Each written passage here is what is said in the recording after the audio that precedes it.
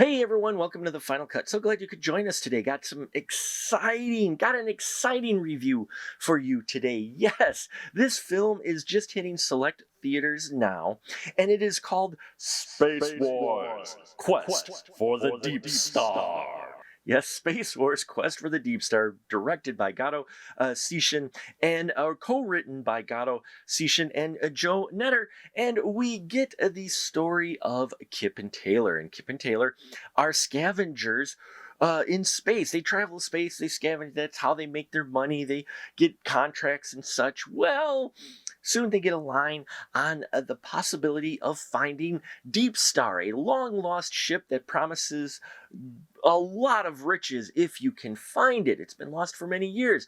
And so Kip and Taylor go on an adventure with Jackie, who knows the location of the Deep Star, and along the way they cross paths with a couple of psychos, a group of four villains, as well as someone who has a very rough past with Kip, and we see how all of this gets mixed together in this indie epic sci-fi blast from the past. Yes, folks, if you go into Space Wars Quest for the Deep Star, if you go into it thinking it's going to be a serious, dramatic sci-fi film, there's drama in it, but there's also a lot of fun and camp. It's a send up to those 80s sci-fi films like Space Hunters, Adventures in the Forbidden Zone, and Crawl, and all of those 80s sci-fi epic films that were not necessarily made with the greatest budget, but made with a lot of heart.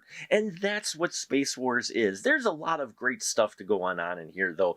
The cast alone really just helps sell an already fun story. You've got Kip, played by Michael Perry, who's all in on this role. He really brings great depth to this guy who has suffered great loss during his travels, trying to do the best he can for his daughter, and hoping that maybe this one last score can get them out of the life of scavenging. You feel all of that. Plus, he gets to have a kick-ass fight in the epic climactic third act of this film. And then Taylor's played by Sarah French. She's just a great, hardworking indie actress, and here she really shows those acting chops, and she's got some wonderful chemistry with Michael. These two feel like a father-daughter pairing, and she gets to kick some ass as well in some fight scenes. I love it that everybody in here pretty much gets to kick some ass. Then Jackie, the one who has the deep knowledge about Deepstar, played by Anahit Sishin, and I loved her character. Her character was a great balance to the father-daughter pairing that they have here. This trio really was a lot of fun, and I want to see more adventures with them because they just play off each other so well. And Jackie proves, she's not just there as a scientist. She's got some other mad skills as well that she gets to show. As far as our villains go, man, take your pick. Some wild characters. We got Elnora, played by Sadie Katz, who just brings the crazy. She brings this crazy of Elnora, who has this history with Kip, and I loved her. She was just having so much fun in this movie. And then our group of four villains, Dykstra, played by Olivier Gruner. Wow, this guy. Yeah, he's good. You're not going to like him too much, but he's got some charisma. You can see why the others kind of follow his lead. And then Tyler Gallant playing Wade, the quiet yet effective, thug of the group. This guy's got a deep past. He gets some interesting scenes with Sarah, and I dug all these characters quite a bit. Nina is played by Rachel Brooks Smith. She's a badass in here. Wow, and crazy as well. At any moment you're waiting for her to just flip a switch and take out her entire crew just because, right? And then there's Manx, played by Jed Rowan. We don't get a whole lot of Manx, but when we do, he makes the most of it. And just the whole look of him in this kind of barbarian type of outfit, the Scandinavian barbarian, like dressed for winter type. It's just great. The costuming is fantastic in here, really giving all these characters their identity. Practical creature effects by Jeffrey S. Farley looked really good. The practical effects look good.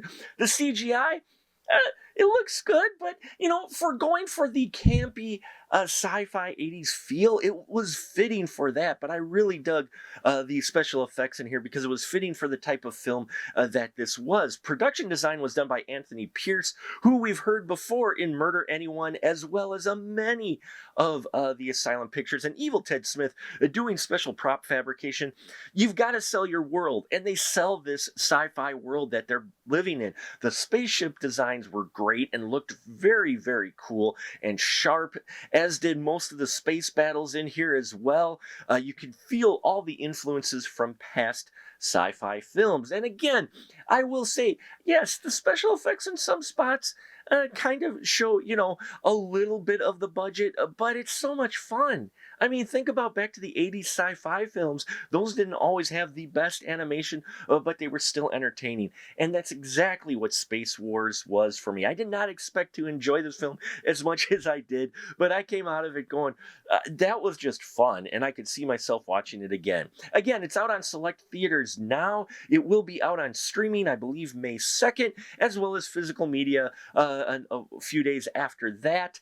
And yeah, I highly recommend you check it out when it does hit it for public consumption. And also check out my interview that I had with the director and writers of this movie and get some insight of what they were going for. So there you have it, folks. Please check out our Patreon if you haven't already. I welcome any and all suggestions here in the comments on any movies you may like us to review. We'll be happy to take those into consideration. I thank you for your support, and please help us get to 2,500 subscribers by the end of the year. We can only do it with your help. Remember, until next time, keep that ticket stub.